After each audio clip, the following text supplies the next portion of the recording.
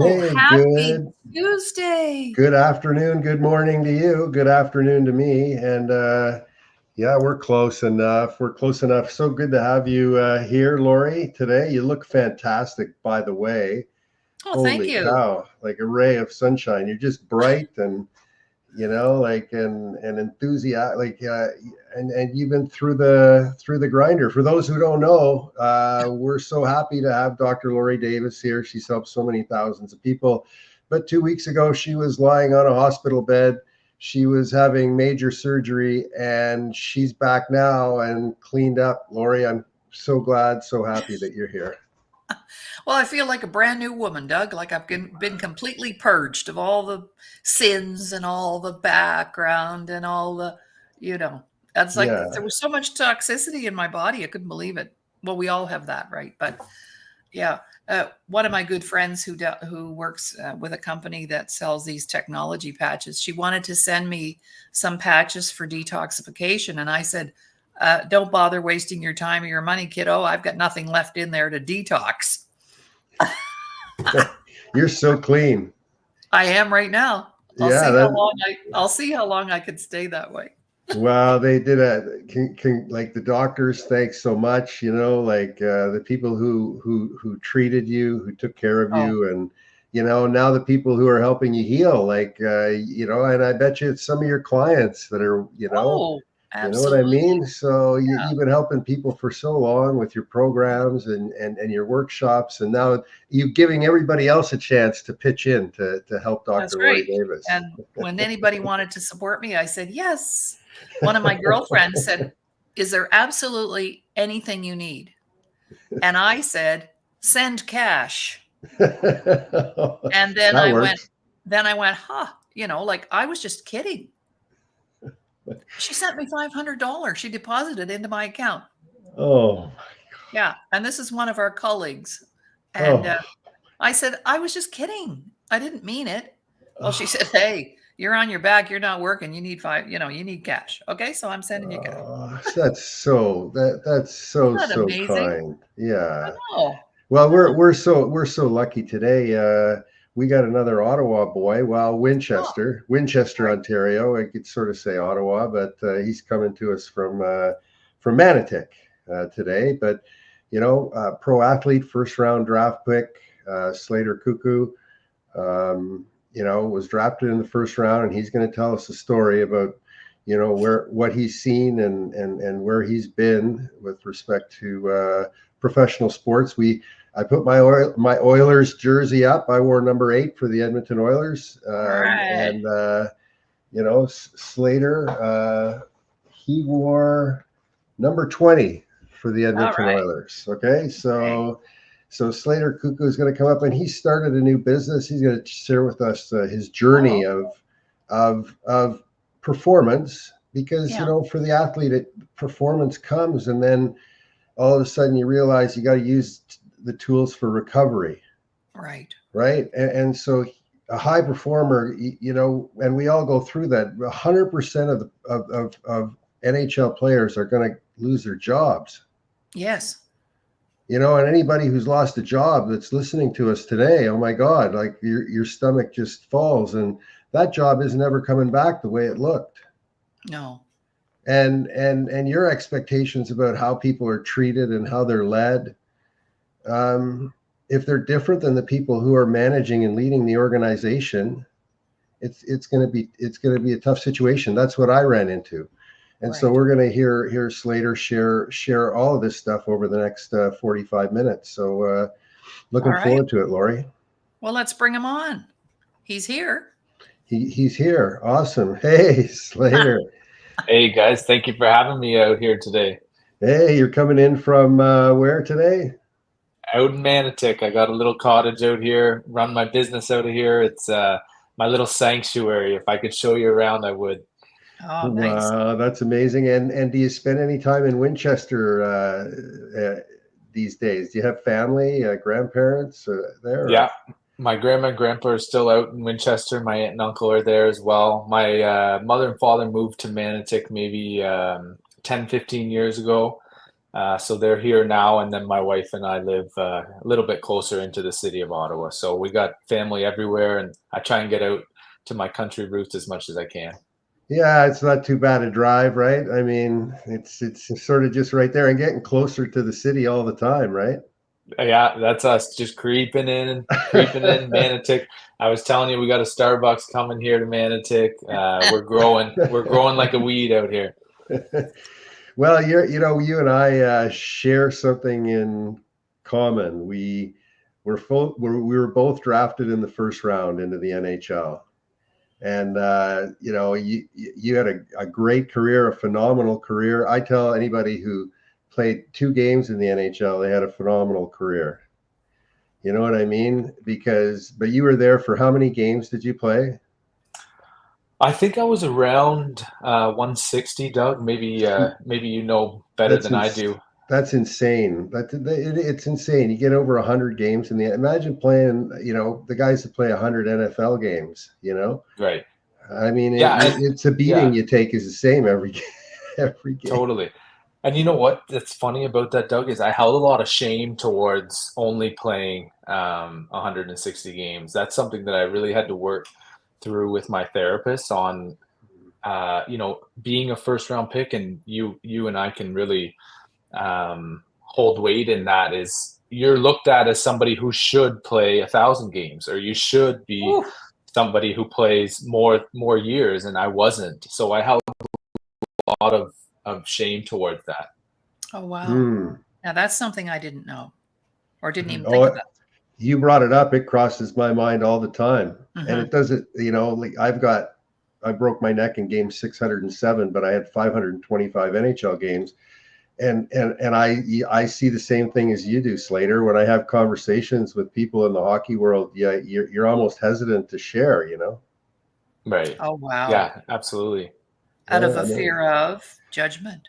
Well, yeah. Oh, you got drafted in the first round. You were second overall, and then this, yeah. You just feel like people are judging you. It resonates. That's Yeah. going to spin around in my head for the next 48 hours. Thanks a lot, Slater. No, it's true. And you see guys maybe drafted after you having Hall of Fame careers, or somebody winning the cup after drafted after you, and that really it ate away at me, and something that you have to work through in order to hold that pride of, you know what, I did play 160 games, or you know what, I did score X amount of goals, or whatever it is that can you can have that confidence around. When were you not alone anymore? Like when did you meet your wife, and what age did you get married? Or were So you I'm at together? Married, who cares? Like from what age were you, living together, in the hockey world?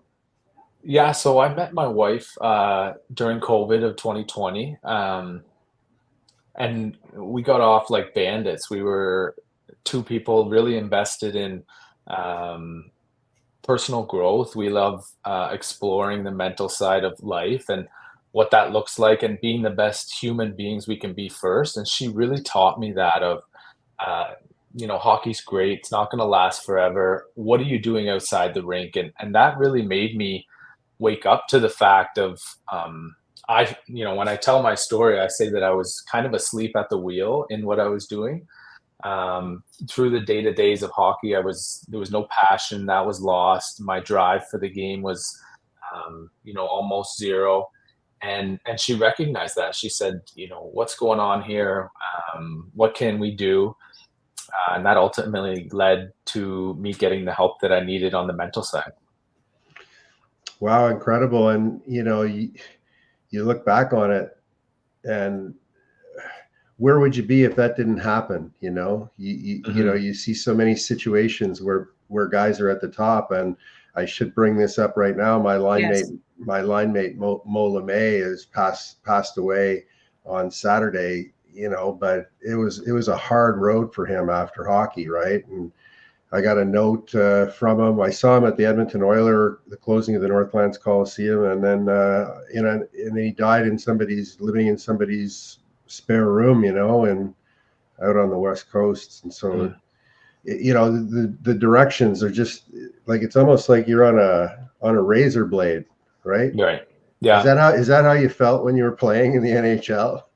Yeah. It was an interesting time, Doug, because um, I don't want to say I was a pioneer in the sense, but nobody had joined the player assistance program at the NHLPA for a mental health that I know of. Obviously, you don't share.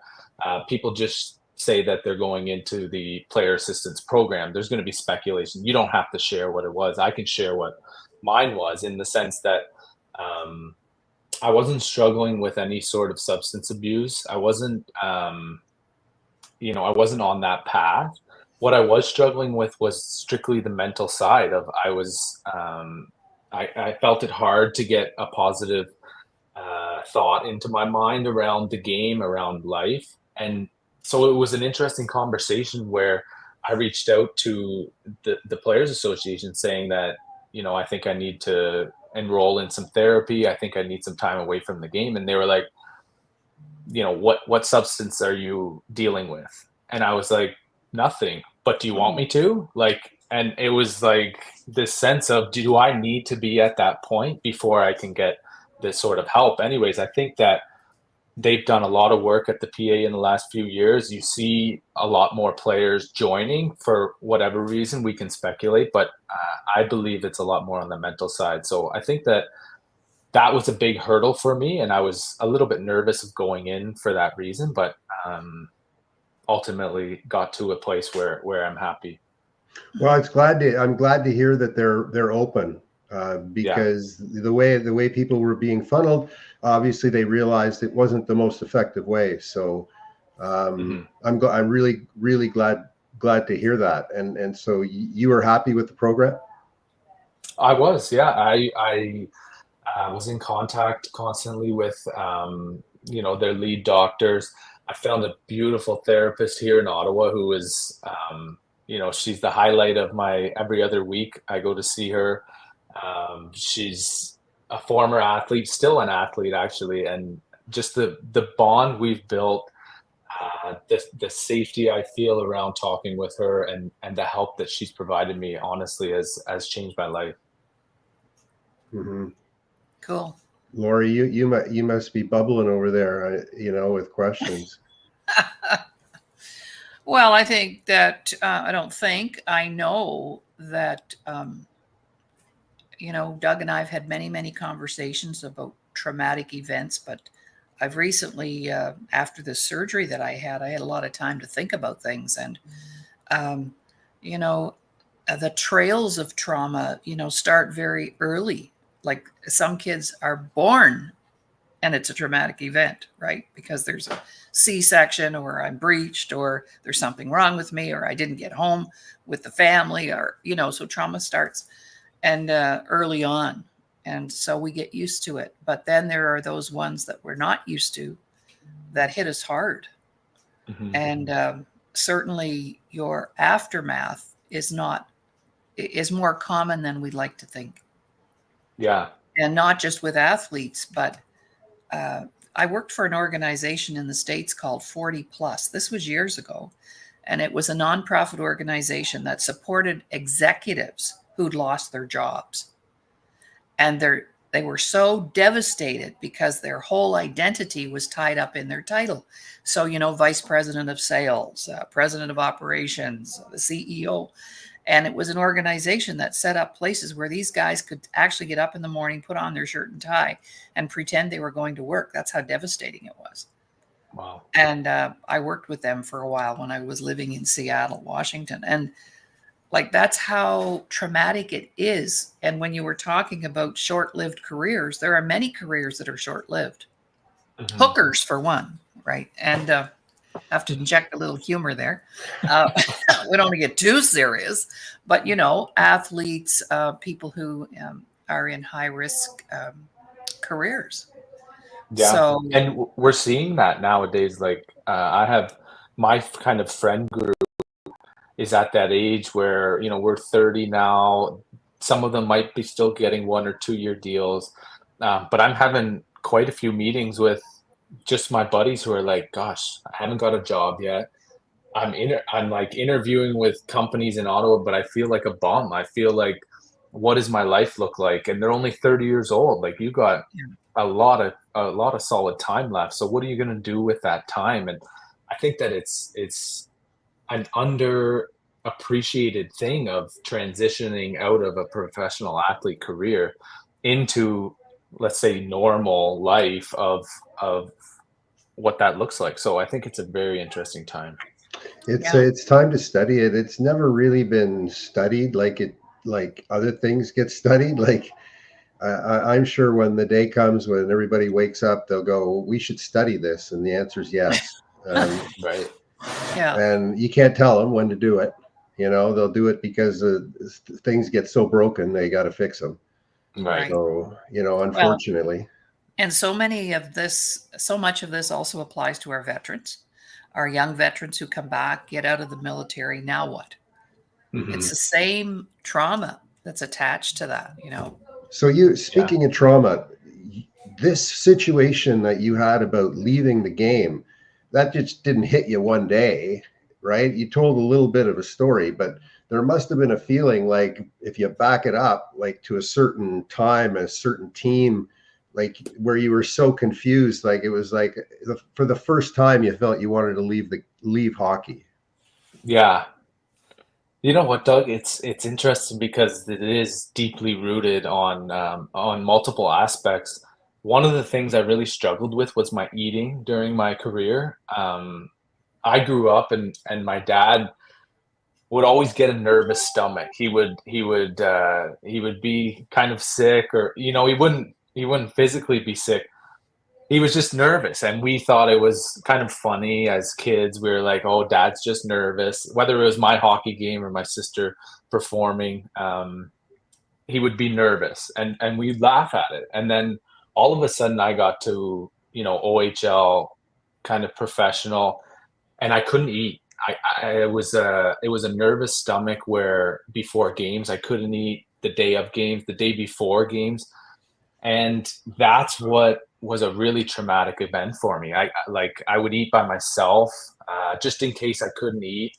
I would make up excuses on why I couldn't go to team dinners, just so that I could bring the food back to my hotel so I could be by myself.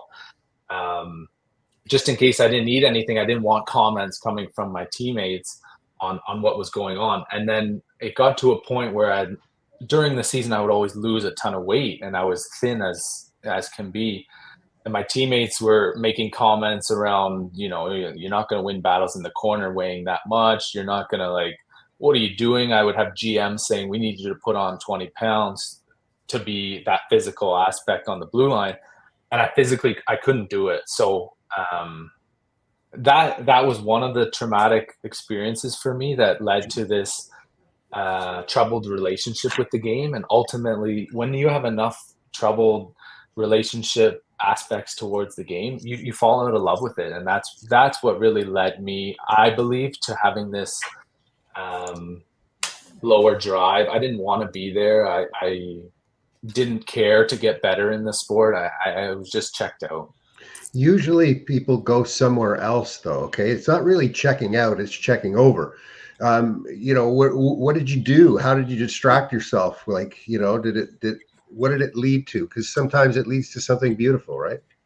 Yeah, absolutely. And what it led to was exploring outside of the game. What does Slater bring to the table without hockey? And my communication skills are there.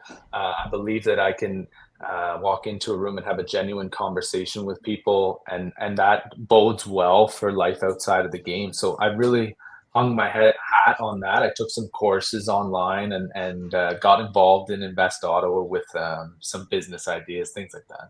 Oh, but yeah, and Love Invest Ottawa, I've been involved with them, taken all Yeah, the courses that the NHL alumni asked, yeah, like yeah, offered. I'm so glad you're doing that, man, because you just got to keep learning.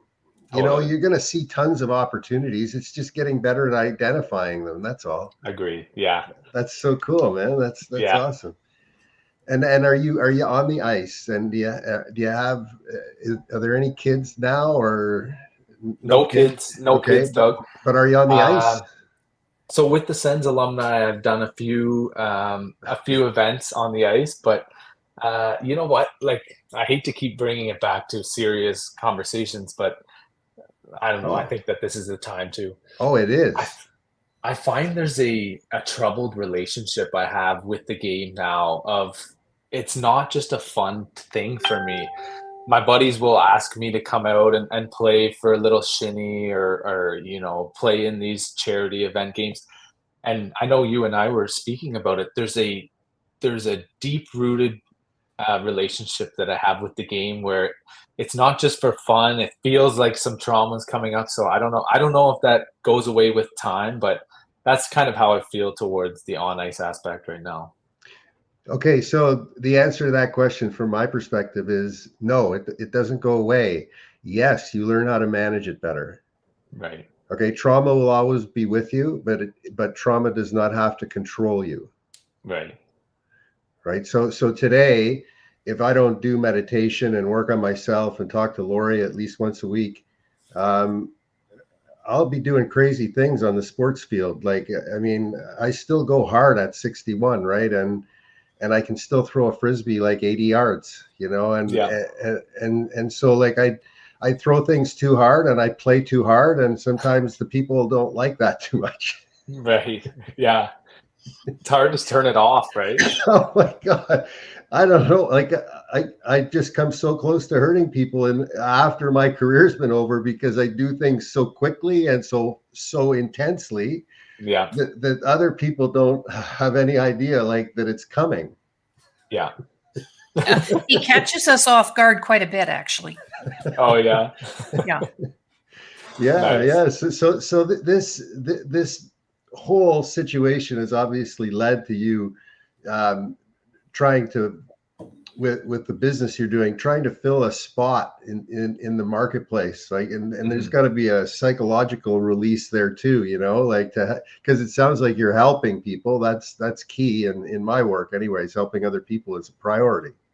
Yeah, So let's absolutely, talk Doug. about that. Let's talk Yeah. about what you're doing. Yeah. Yeah. So I started a company called Fulfill Home Services, and what we do is any handyman work, and light renovation, repair work. So that has been going great. And like you said, I'm trying to use my skills from hockey and my communication skills to really build that database. So we have a membership program. I think that with the aging population, our homeowners are having a trouble finding, people all around the house to do the work that you need, right, Laurie? And it's, That's right. what a lot of companies going towards is the technology side of an app or a marketplace for home services. We're actually steering opposite direction of that, where you still have that personal connection with the company that you're getting to do your home services. So that's where the membership model comes in. You can call Slater for anything around the house, and we'll look after it for you. You're not bringing a stranger into your home. And that's where the hockey side and my background of having a name with weight in the city, and having that past experience creates a sense of trust with our homeowners that we're going to do the job right, and we're going to also not take advantage of any kind of pricing or anything like that. So They know where And to you're find. They not know going where. to, Yeah. yeah, Go and you're ahead. not going to go help yourself to some jewelry and, Yeah. exactly. Well, they know right. where to find you. That's the Yeah. thing. You Yeah. can't. Where are you going to hide? Where's Slater Koekkoek going to hide? Oh, by the way, I Right. wanted to ask you this question. Like my name when I was born was Douglas Eric Harlock. I was adopted, right? And I became a Smith, Okay. which is absolutely the opposite end of the spectrum to your last name. Yeah. Because I've never met another one. Are there more of you? There's a ton of cuckoos, actually. I have 22 first cousins on my dad's side. I love it. And for the majority, they're all married. But the problem was my dad had 4 brothers and 4 sisters. But the 2 out of the 4 brothers had only girls. So there's only a handful of physical Oh. cuckoos, but That's lots of us with blood relation. and the around. history of the name. Dutch. Yeah. Okay. Yes. Yeah. So we went for a family reunion up in Apeldoorn, which is maybe an hour or 2 outside of Amsterdam, and we got to see all the rest of the cuckoos. So Amazing. Nice. So what do people do? Let's say they need help, because everybody needs help. We need help around here. And what do they do when they want to bring you on board to take care of certain things? Is there a list online that they can look at? So there's not a list, Doug. Usually what happens is they'll call me and we'll do an initial consultation, see if Right. there's any jobs that need done kind of right away and what is happening on a recurring basis. So every fall you need your yard cleaned up, we'll schedule that in. You know, you need your gutters cleaned out. Maybe you're looking to have a bathroom redone. We'll organize everything for you. Our cost is super transparent on a cost plus model. Our members have access to wholesale pricing. So most contractors are charging cost plus 30 to 50%. Ours is a cost plus 15 for our members. So you know you're getting in there for a good deal. Our membership is $60 for the year, which is super affordable. Amazing. And that provides you with that sense of comfort that you have one call to make for anything that you need. And how widespread does this is this the Ottawa area? It is, Doug. For right now, Ottawa, we have super large goals of expanding across Canada, and but for right now, we're testing the market here in Ottawa. We launched with this model maybe about 2 months ago, and we're over 20 members at the moment. So hopefully, we continue to grow that. Cool. Well, that's the timing seems to be absolutely extraordinary. And Mhm. and where did you get your business acumen? Have you been taking courses in that space beyond the incubators, or just learning in the incubators? So it's funny, Doug. My wife, right when I was going through that struggle of kind of feeling lost inside the game, it was around my birthday, and sure enough, my wife got me a entrepreneurship essentials course from Harvard online. So I enrolled in that in February, March kind of thing, and now I'm involved with another course online. But um, yeah, my father-in-law here in Ottawa is Vince Campanelli. They have Campanelli Homes. He's been a huge help on the business side of putting together a plan and kind of going from there on what that looks like. But yeah, it's been a great journey. And understanding people, right? Like to be in that business, you really got to understand people, and that's Yeah. probably rubbing off on you. Hmm. Yeah, absolutely. And sales is a little new, but then, my father-in-law was great in connecting the dots of I've been a salesman my whole life. I've been selling myself on the ice, right? And these are my Mhm. skills. It doesn't change much. I'm going to look after you as a client. I have your needs at heart. Giving them a personal perspective of here's what we're going to do and here's what you can expect is super important, and that's been great. Man, it's like you've got more supporters now than you had when you were playing in the NHL. Right. And it's a different It's in a different way. Yeah, like I mean, it was at least it was coming along when you were in the NHL. There was no supporters when I turned pro, right? So, No. but you had supporters when you were in the NHL, right? Like you were sort of surrounded by a few people that you could ask them to take care of, or help you out with certain things. Is that the way it is now? Yeah, I would say that it's come a long way, Doug. It was kind of a new it was a new thing to have a mental health coach on a team. But by the time I was in Chicago and Edmonton, that was more prevalent, Tampa as well. So I think that having that support is a huge thing to young guys nowadays, and I think that it's only going to get better. Well, and they have their chefs now, like when I was in Yeah. Edmonton, and it seems like they're adopting that principle that it's time to work with the space in between people. Hmm. Hmm. Yeah, I would say so. Yeah, that's fantastic. And how many people are you working with right now? How many people are involved with your company or So touching your company? yeah, we have a few on staff full time, Doug, but most of the time I have a marketing team that I work with. I have my sister is a great consultant out of Calgary. She connects me with different teams on the PR side or on the marketing team side. Um, and then yeah, my wife is head of sales and marketing for her company here in Ottawa. So she helps me out with that side. And Mm-hmm. there's a large team behind the scenes. Mm-hmm. Yes. That's amazing. That's amazing. Mm-hmm. So where from here with respect to mental health? Like, do you have your claws in there anywhere? Like, are you working with anybody on advancing sort of the industry, or are you finding just yourself right now? Yeah. So on that side, I find that like I was mentioning before, I'm having a lot more recurring meetings with either players maybe entering the retirement area, but to kind of shift outside of the game, Doug, I think that there's a huge need for help, especially for young men in today's world.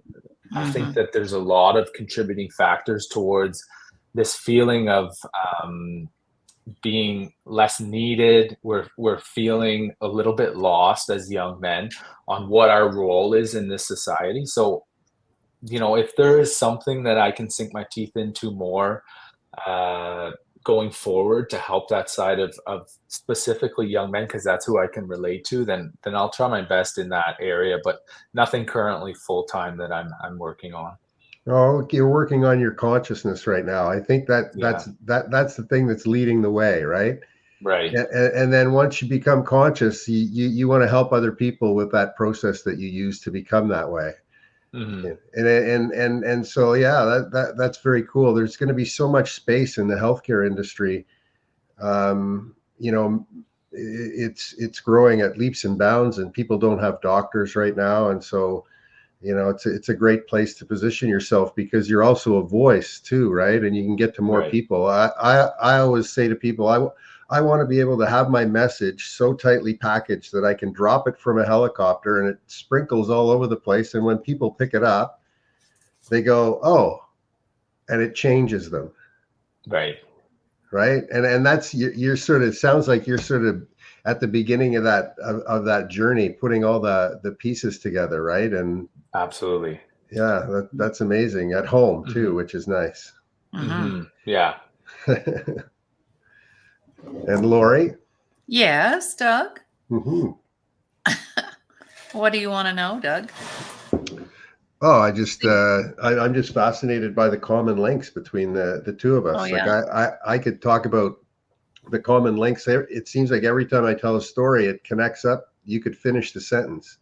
Hmm. Right. And the shocking thing to me about that, the realization, the sad part about it is, there's a huge difference between our ages. That means, it hasn't changed much in 30 years, Right. Mm-hmm. right? Which makes me think we need to get this in the hands of the NHL network and say, Yeah. why don't we Let's have a conversation? right. Yeah. So a Because couple of yeah, things. Yeah. Sorry, Doug. no, we're just a couple of first rounders. Just want to tell our Yeah. story. You know what I mean? Exactly. Right. So, Slater, I particularly love working with young men because my first husband died by suicide at 34. Oh, And wow. that came out of left field. That came out of that. There would never be somebody that you would expect that to do that. And so that was when I had my first sort of wake up call. I also had my first business when I was 12. So I've been an entrepreneur for over 60 years. And so there's lots of connections here. And so 32 years ago, I opened my doors for business because I did all of my research around the concept of self-worth. And at that time, 32 years ago, I couldn't find a book. I couldn't find a paper. I couldn't find anything that had ever been explored or written about that. But see what happens, that loss of career, that loss of identity, the first thing that it impacts is my ability to place value on myself because my value was all tied up in what I did, Mm. not who I am. So Right. that's the work that I do. And one of the things I was involved with during COVID, you might like to have a copy of this, Ignite the Entrepreneur. Love it. And this is a compilation book. 35 of us worldwide wrote an article about our business ventures and whatever. But out of that came, for me, I now deliver a product called 100 Shades of Entrepreneurship. So I have 100 workshops just for people who'd like to become a professional entrepreneur. Oh, beautiful. Yeah. So And there's they're lots so of connect. simple. The programs and courses, the workshops Laurie has are so simple. They're simple in concept, but when you look at them, you go, Oh "Holy crap. cow!" Yeah. How did I get So this far without knowing that? yeah, Right. that's the exact feeling. So anybody who hears this show, don't hesitate to lock in on Dr. Laurie.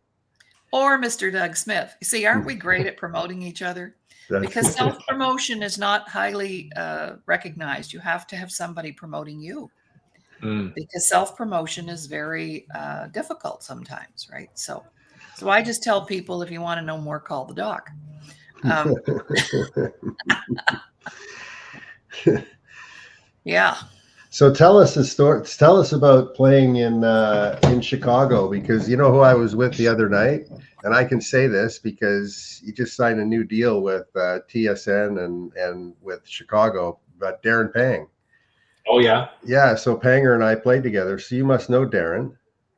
I had seen him around. He would cover a lot of the Chicago games. Eh? Yeah. Yeah. So I figured that there was.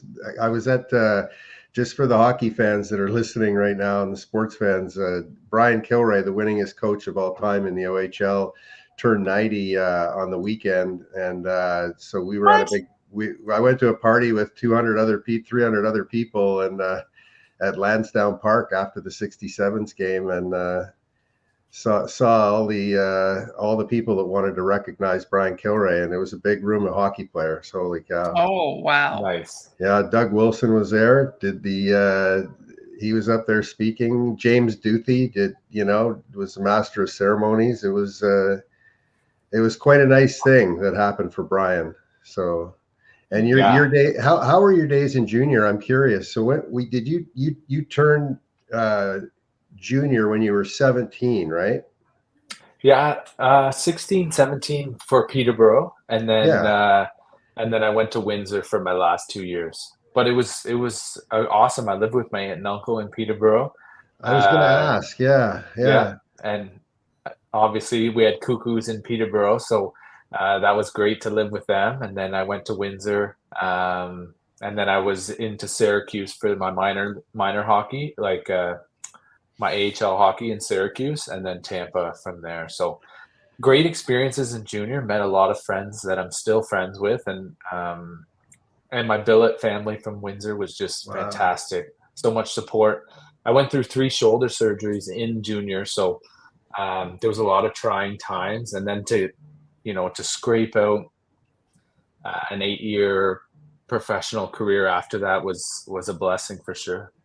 Yeah, like how is your shoulder? Like, I mean, that was the biggest injury you had, right? I mean, pretty much.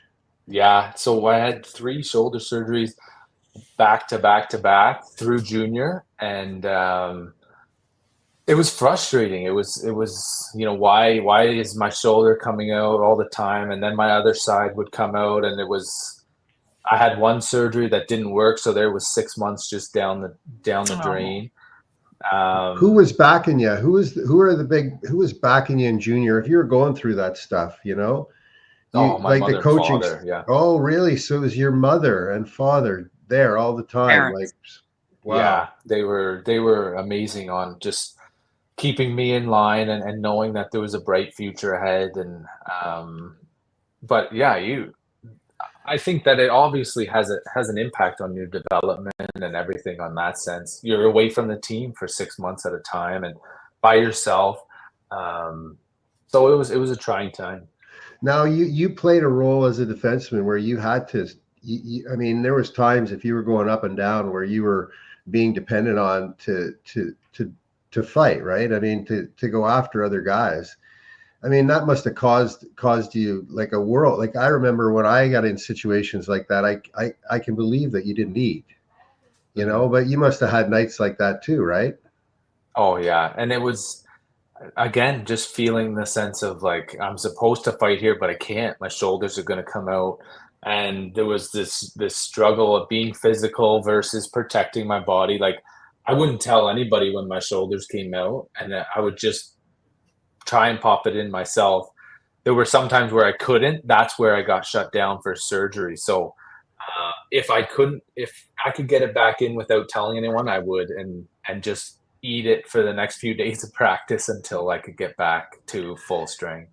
But the mere act of fighting, to look at it in a different way, even if your shoulders were perfect and you were invincible, that sheer act, I think, is something that has to be managed for the rest of your life, right? Right. I'm sure you see all the fighters that struggle with different.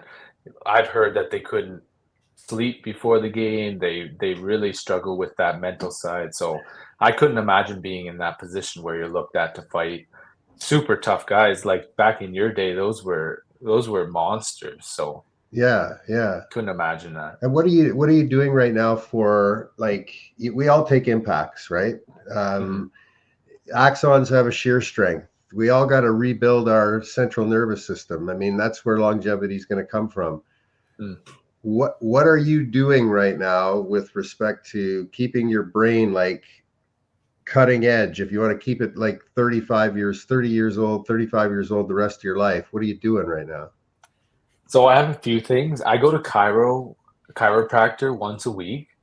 I find I doubt there's any studies that show it, but I find it's actually helpful for my mental side. Like, I don't know if my neck's tight or whatever, but I find it very impactful on my mental side. And an interesting product, I don't know if you've heard of it, and I hate to give them a free plug, but it's called New Calm, and it's a phone app that you listen to on your headphones, and it actually brings you into a relaxation state, and allows for your body to physically recover. So I found that pretty helpful as well. I think that my daughter mentioned 8D music or something now. They have that. It's that 8D? Same. Yeah. Is yeah. It? So it hits the certain frequencies that allow your body to relax. Anyways, I don't know if it's hocus or what. You know what I saw yesterday? And I don't know that you two boys are going to go get this. I saw a post with a teddy bear that breathes. And the chest of the teddy bear goes up and down, and this grown man was hugging it, sleeping. Wow. So not sure what that's all about, but I thought, no, I don't need that. But it was like this actual teddy bear that you lay next to you, and it's breathing in and out, like a person. Wow. Well, if I want that kind of companion, I'll just put my dog up. He's a 60-pound boxer, but I can still feel his heartbeat, right? Yeah. Well, there's a ton of product. Yeah. Well, you're doing like that. The whole mindfulness side of things and the reducing of duality, right? Like I try to pride myself in keeping up to date on what's happening right now. But if you can remove the story that you tell yourself and just keep the story that's happening to you, right? You remove duality. And these techniques like 8D music and the meditations that have been developed after my work, that's what they do. They remove that chatter, and then all of a sudden you can perform better, not just mentally, you can perform better physically. Like, and so all these measurements now with electrical waves and what actually holds the physical together with the psychological is consciousness now. So the consciousness is being measured as a separate piece of anatomy, just for our viewers and for you, Slater. Like that will be the thrust of the next healthcare movement, will be consciousness. Because if you lose the grip if the physical and the mental lose grips on each other, then you fall into mania, you get manic, or you get depressed. Right. And so if you're not nurturing consciousness, the grip between the physical and the psychological start to separate. Right. Right. And you'll notice, if you think about this later in your own life, you'll find that's been true in your life. It's this weird thing that we can now present to people. I hope to be able to do it by the new year. So very cool. Yeah. So yes, I became consciously clear as I was filling up my guts, Doug. So tell us how, like, the business that you're running right now, make it as easy as you can one more time for people, and just run through it again. The program that you're running, it's a subscription model. Let me repeat it back to you. It's a subscription model. If you have stuff around your house that you don't want to do, like I got 25 things on my list that I don't want to do, you could call Slater Koekkoek, and you know where to find him. He'll make sure that you get set up and get those things done on a repeat basis, because these things don't go away, right? They just keep happening over and over and over again. So you want one fee for the entire month. You don't want any confusion. One fee, and then all those things will be taken care of by you and your team. Does that summarize it? That sounds fantastic, Doug. I might just clear it up a little bit that the $60 fee is yearly. Your service fees are on top of that, Yes. but that $60 fee gets you in the door, allowing you to be a member. It doesn't have to be recurring work. We can come in and do all of those jobs for you at one time, and then you can call us for anything that comes up after that. But if they are recurring, absolutely. And you could show, you can almost show, like mathematically, the savings that a person would get by getting the discounts, because there's some things that cost way, like a lot of money, that saving 15%, 20% or whatever, 30, that's a huge savings on an annual basis. Most of our members, Doug, make back their membership fee of $60 on their first job. So it's really attractive for them to become a member and join that database, and just having the peace of mind knowing that you can call one number and we'll take care of it is really has been a great thing for our members. Well, I encourage people. Yeah. Well, as a senior myself for many years now, my husband's 83, and we actually had to give up our beautiful home with 5 acres of grass that he mowed, twice a week. Right. And other things that were, going to be needing done at the house and things like that. So we downsized. But for me, what you said that would resonate for a lot of seniors would be the fact that they can trust you.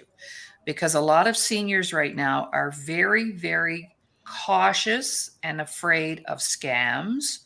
Totally. We get calls every day from people trying to get our Visa numbers. And so some seniors have become extremely paranoid about even letting somebody into their house to fix something. So I think what I heard you say, I don't think it, I know it, that because of your background, that helps to add to that credibility that you have to be able to safely walk into someone's home and they feel safe and secure. So to me, Absolutely. That's your biggest marketing tool. Yeah, I agree. And you hear horror stories of people asking for deposits up front and then getting scammed. But like you said, we're getting 10 or 20 emails a day from scammers. So you don't know who to trust. And that's where we come in. That's right. A professional on the ice and a professional in business, right? You want to do that crossover, because people instantly see us as professionals. The only one that takes it away from us is ourselves. Right. That's right. Yeah. Right. I mean, because if you just dress the part and not say a word, you win all the prizes. Right. That's right. Right. And it's amazing. And the thing that I would share with you, Slater, is, when you're thinking about these things and you can't eat, and I've been in that situation, and Brendan Burchard has helped me over the years, and you can handle any situation that you get in. And I use that as a mantra, because I've been in some bad situations. Right. Right. And I handled them, and none of them could be as bad as that, as the situations I was in. Mm-hmm. And so I have that written down, and I see it every day that I can handle like any situation that comes at me. And with the backing and support that you have on the business front, this is going to be a monstrous success. I mean, absolutely. I appreciate that. Thank you. You're on to something. You're on to something. Let's marry it. I'd like to marry it to somehow marry it to healthcare, because I don't know if you have that on your plan, but put it on your plan a year or two from now, right? But you know what, Doug? may I interject and say that actually what Slater's doing right now does contribute to people's health and wellness. Yes. So you're because there. it brings peace of mind. And that's something that seniors that's all they want. I asked my husband the other day, he's 83. And he's in pretty good shape too. He's good looking, you know, but he's a lot older than I am. He robbed the cradle. But anyway, I said, Ron, okay, at 83, what's the top 3 things in your life that matter right now? Here's what he said. And he had a big career. He was an aircraft maintenance engineer. He had been in the military and he worked, all over the world. He said, Laura, first of all, somebody to love, somebody who loves you. And I have that. I said, well, you better behave yourself or you might not. Number 2, a roof over my head. See, this is what seniors, because so many seniors have had to give up their homes. It's just amazing.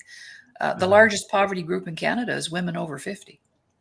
Wow. A roof over my head and good food and a warm bed. And he said, after that, I've had everything else. I don't want anything else. That's it. Wow. And live to be That's 100 and be healthy. Good insight for you there, Slater, as you as you build this thing. Totally. And we actually have an interesting marketing campaign coming out where it's one of our members who was one of our first members, and she's exactly that, aging in place, and she loves her home.